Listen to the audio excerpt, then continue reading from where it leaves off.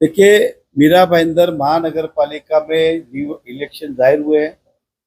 महाराष्ट्र में और केंद्र में महायुति मतलब एनडीए की सरकार है। शिवसेना ने हमें प्रस्ताव दिया था जो कि हमें लगा हमारे हित का नहीं है, इसलिए हमने रद्द किया। और अभी उन्होंने कांग्रेस से छुपी युति की है। प्रेस के माध्यम से मैं इस शहर की जनता को बताना चाहता हूं कि आता तुम्ही अभी आप मतदान काँग्रेस को करेंगे तो भी शिवसेना को जाएगा आणि सरनाईक भाईजानला केलं तरी काँग्रेसला जाईल। आता हे दोन्ही भाईजान ये दोनों भाईजान अब एक हो गए हैं। और जहां जहां पे कांग्रेस लड़ रही है वहां वहां पे जहां कांग्रेस का प्रबल है वहां पे सेना ने कैंडिडेट नहीं दिए थे, वो भी विड्रॉ किए। जहां जहां पे सेना का प्रभाव है तो कांग्रेस ने वहां कैंडिडेट नहीं दिए, और दिए थे वो भी उन्होंने वापस लिए, ताकि अंदर से दोनों मिलके लड़े। इस प्रकार का उनकी रणनीति है। हम उस रणनीति से घबराए क्या? तो जरा भी नहीं घबराए। हम अभी भी दावा करते कहते हैं कि इस बार भी जनता दल भाजपा का सबसे बड़ा होगा और 70 के आगे होगा। ये हमारा अटूट विश्वास है, घमंड नहीं है इस शहर की जनता के पीछे। मैं बार बार नहीं कहूंगा मैं सरनाईक 4 वाला, सॉरी नरेंद्र मेहता 4 वेला आला, नरेंद्र मेहता 4 वेला आला, नरेंद्र मेहता भाजप, मैं भाजप वाला हूँ। कमल आया, मैं तो उसका एक माध्यम, एक चेहरा हूँ। तो इस शहर के अंदर कमल का जनाधार है, वहां पे भाईजान का जनाधार हो सकता है। हम जिस पार्टी में, उस पार्टी के अंदर पार्टी का महत्व ज्यादा है। तो ये मैं लोगों से कहना चाहता हूं कि आप इनसे बच के रहे। ये आपका वोट जाके कांग्रेस को बेचने वाली है शिवसेना, इसलिए ऐसे लोगों से आपको सावधान रहना चाहिए। यही मैं इस शहर की जनता को आपके माध्यम से कहना चाहता हूँ। भाईंदर वेस्ट पे एक पैनल में 4 होते, 2 कांग्रेस के लड़ रहे, हमारे राउत कुरैशी और 2 एग्जाम्पल 2 मुस्लिम, इन्होंने 2 हिंदू देख उनके सामने दूसरे 2 दिए। मतलब हमारे 2 वोट तुम दो, तुम्हारे 2 वोट हमको दो, इस प्रकार का निर्णय। 10 नंबर वार्ड जहाँ पे शिवसेना का प्रभाव है, उन्होंने एक कैंडिडेट विड्रॉ कर लिया कल। उदाहरण दे रहा, पूरा पैनल विड्रॉ किया, एक ही कैंडिडेट तो विड्रॉ किया ताकि शिवसेना अकेले लड़े, अंदर से ये मदद करे। तो ये अंदर का चल रहा है। मैं फिर कहता हूँ उनकी युति उनको मुबारक, लेकिन ये जनता के सामने जाना जरूरी है कि कर क्या इनकी कथनी और करनी में फर्क है। इसलिए ऐसे लोगों से सावधान रहे। ये कल तक हिंदुत्व की बात कर रहे थे, कौन सा हिंदुत्व इनका है? भाईजान तो कुठलंही हिंदुत्व नहीं है, ये मला आपण सर्वांना सांगायचं है। तो कम से कम इतना माने कि मैं मंत्री हूं, मैं 15-20 साल से विधायक हूं, और एक नरेंद्र मेहता अकेले आपको रोक सकता है, ये तो कम से कम माने। वो भी नहीं मान रहे कि भाई नरेंद्र मेहता हमसे पावरफुल है। मैं सरकार में मंत्री था, 2.5 साल मेरी महाविकास आघाड़ी की सरकार थी, फिर महायुति की सरकार में थे, तब भी पत्ता नहीं हिला पाया, और मैं तो विधायक भी नहीं था। अब तो मैं विधायक हूं, मेरे मुख्यमंत्री भी है। तो आप सोचिए कि उनकी हैसियत कितनी वो बताना चाहते। भारतीय जनता पार्टी सक्षम है, आप समझ के चलिए। विधानसभा में तीनों साथ में, उबाटा, कांग्रेस, एनसीपी सब साथ लड़े, तब भी अब कितने मतों जीते आपने देखा। मीरा भाईंदर जनता दल भाजपा, हम घबराए नहीं, लेकिन ये छुपी युति करे, ये जो जनता से छुपा रहे, वो हमारा कर्तव्य बनता है कि हम जनता तक पहुंचाए। हम जनता के साथ विश्वासघात ना हो कि दिया था वोट सेना को, इन्होंने जाके बेच दिया कांग्रेस को। उदाहरण दे रहा हूँ। और इतनी राजनीति तो आप भी जानते हो कि उनको एक दूसरे की जरूरत पड़ेगी, भाजपा को नहीं पड़ेगी। उदाहरण दे रहा हूँ। और कांग्रेस किस आज तक इस देश में, बताइए, नेशनलाइज पार्टी ने कम फॉर्म वापस खींचे? सामने क्यों फॉर्म वापस यूपी में खींचते समझ में आते, विदाउट यूपी आप फॉर्म वापस खींच रहे हो, उसका लॉजिक और सेंस कोई है ही नहीं ना। यही एकमात्र कारण है। तो मैं, अगर ये सच है तो कम से कम मेरे को ये बोले वो फिर इधर क्या मेरे पास जो आए थे युति के लिए, तो परसों सुबह तक क्या था? मैं कल रात को भस्मासुर हुआ क्या? कल रात को हुआ क्या? इसको आप क्या जनता को बताना चाहते हो? और किस तरह से आए वो आपने देखा। 4 टाइम वाले ऐसे नहीं हुआ क्या आए थे? उन्हें भी पता था कि जनता दल भाजपा का है, और मैं उनका आदर के साथ कहता हूँ, वो नहीं आए, वो ठीक है, सम्मान है उनका। लेकिन ये आप जानते हैं कि युति भाजपा नहीं चाहते थे, वो तो रोज चाहते थे युति करो। फिर अल्टीमेटम कि अरे हमने पूछा नहीं, क्यों अल्टीमेटम दे रहे हो? किसी ने पूछा क्या उनके अल्टीमेटम को? 24 घंटे क्या 36 घंटे तक किसी ने नहीं पूछा, उनको पानी भी नहीं पूछा। वो चाहते थे कि भाजपा से हो। और उन्हें आप जो कह रहे आरोप बार बार, वो हमेशा व्यक्तिगत आरोप लगाते। यहाँ तक कि मेरे बेटे 20 साल का है, वो राजनीति में आया, उसका क्या लेना देना आप बताइए? उसके ऊपर आरोप, बेटा डर गया इसके लिए। ये भी कोई बात है क्या? मैं सम्मान पूर्वक कह रहा हूँ, कोई लाने की जरूरत है क्या राजनीति में? वो किसी में बयानबाजी कर रहा है क्या? उसका इंटरेस्ट है, राजनीति सीखना चाहता है, वो अभी अभी आया, आप उस पर बयान करो 20 साल पे, कहाँ शोभता है। हमने नहीं किया।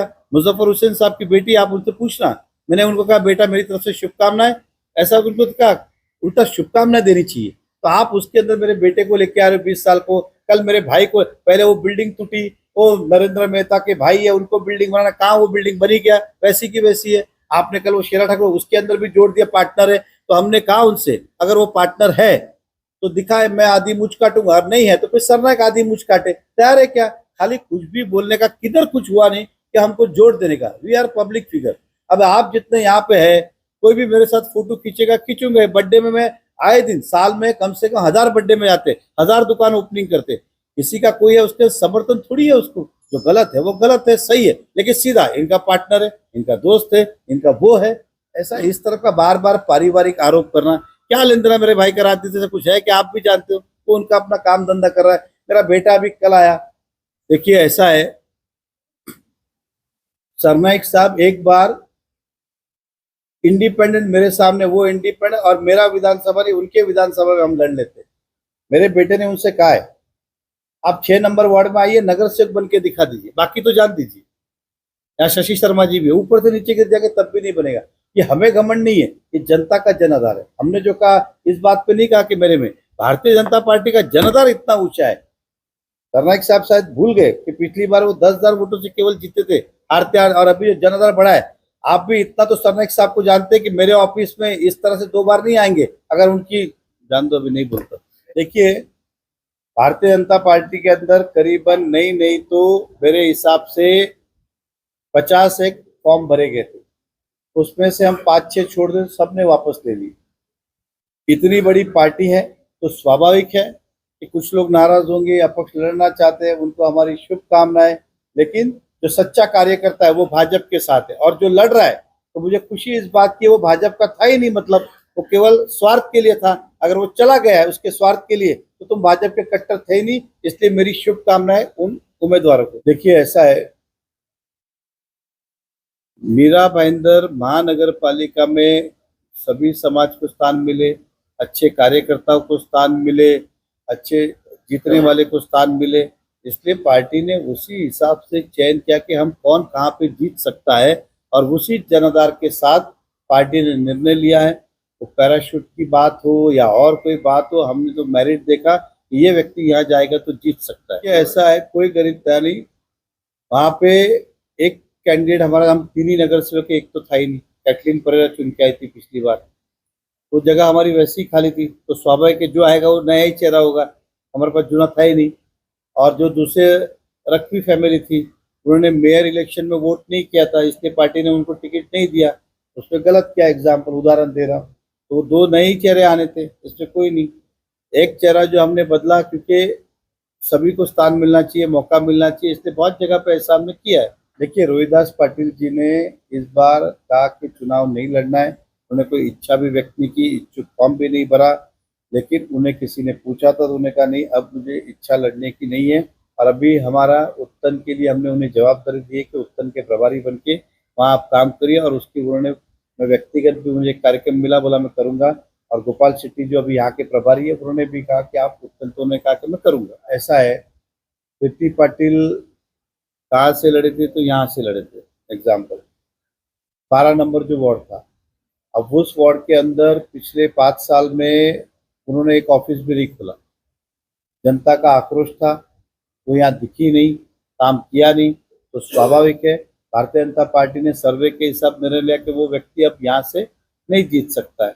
और दूसरी बात, उन्होंने यहाँ से टिकट, यहाँ नगर सेवक यहाँ से कभी इच्छुक फॉर्म भी नहीं भरा और मांगा भी नहीं, तो वापस जाके बीपी रोड मांगने लगे। उदाहरण दे रहा हूँ, तो बीपी रोड में ऑलरेडी कैंडिडेट है, तो कहाँ से मिलेगा टिकट।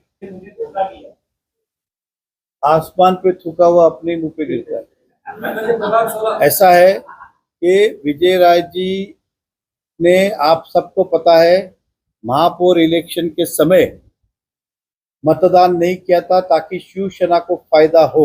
आप देखेंगे वोटिंग को ही नहीं गए थे। और ऐसी गद्दारी करोगे तो कौन सी पार्टी। तीसरी बात, आज भी 4 लोगों के ऊपर डिस्क्वालिफिकेशन का केस चालू है। अश्विन कासोदिया, परशुराम जी, गीता जैन जी और विजय राय।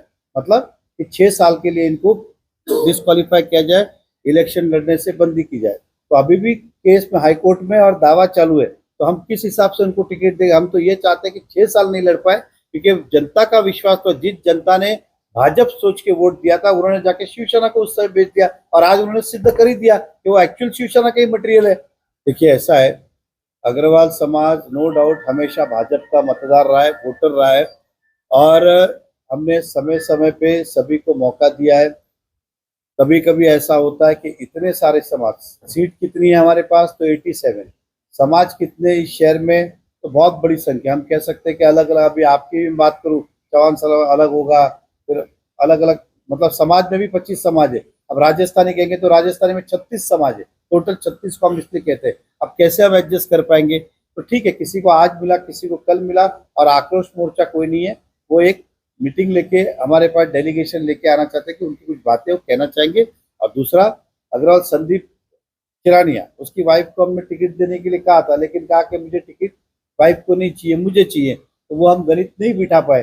तो ऐसा नहीं कि किसी समाज को टाला गया, सभी समाज को स्थान देने का निर्णय किया, लेकिन कभी कभी नहीं होता है। भारतीय जनता पार्टी के जिस उम्मीदवार ने वापस नहीं लिया है, कोई गलत नहीं है कि हमें नुकसान नहीं होगा, नुकसान होगा, लेकिन हम उस वार्ड को जीतेंगे।